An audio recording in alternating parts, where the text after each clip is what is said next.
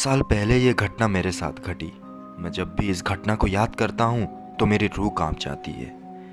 एक दिन की बात है, रात को मैं घने जंगल से गुजरते हुए अपने अंकल के घर जा रहा था, क्योंकि मुझे उनके बर्थडे पार्टी में पहुंचना था। मेरे अंकल का घर करीब 8 घंटे की दूरी पर था।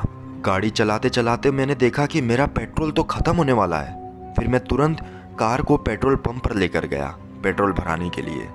जब मैं गाड़ी से उतरा तो मुझे कुछ अजीब सा एहसास होने लगा। मुझे ऐसा लगा कि कोई मुझे घूर रहा है। मैंने चारों तरफ देखा मगर मुझे कुछ भी नहीं दिखाई दिया। फिर उसके बाद मुझे भूख लगने लगी और मैंने कुछ चिप्स और कोल्ड ड्रिंक लिए। जब मैं वो लेकर बाहर आ रहा था तो मुझे एक गाड़ी दिखाई दी, ब्लैक कार। वो कार देखकर मुझे अजीब सा होने लगा।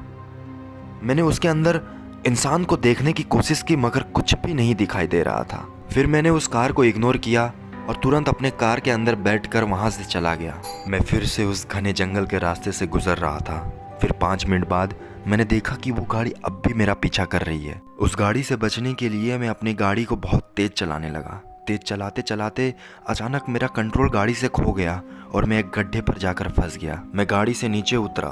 उस वक्त तो मैं ठीक ठाक था मगर मैं अंदर से घबराया हुआ था।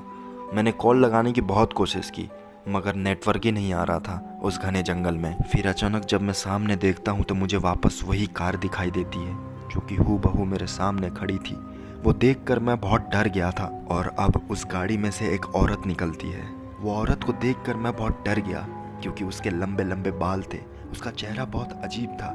उसके चेहरे, हाथ, पाँव पे हर जगह कटे हुए निशान थे। फिर तुरंत वो भागकर मेरे तरफ आती और मेरा हाथ काट लेती। मैंने उससे अपना हाथ छुड़ाने की बहुत कोशिश की मगर वो पागलों की तरह मेरे ऊपर बर्ताव कर रही थी। फिर मैंने उसके दूसरे हाथ में एक चाकू भी देखा।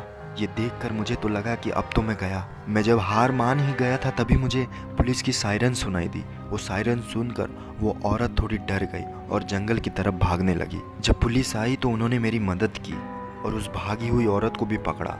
और मुझे बाद में पता चलता है कि वो औरत एक पागल खाने से भागी हुई थी। और आज भी मैं सोचता हूँ कि अगर उस वक्त पुलिस नहीं आई होती तो मेरा क्या हाल होता।